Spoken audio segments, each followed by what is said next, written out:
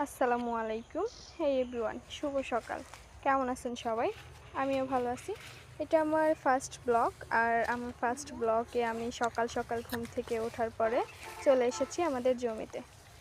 আমাদের জমিতে অনেক সুন্দর ধুন্দুল হয়েছে আর আমি সেখান থেকে ধুন্দুল ওঠাচ্ছি।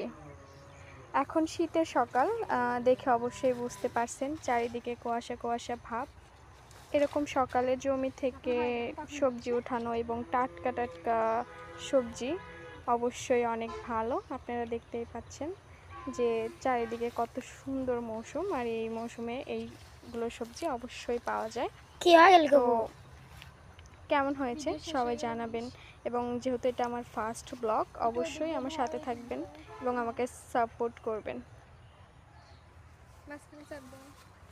সাথে ধরে রাখছি। শেষ হয়নি?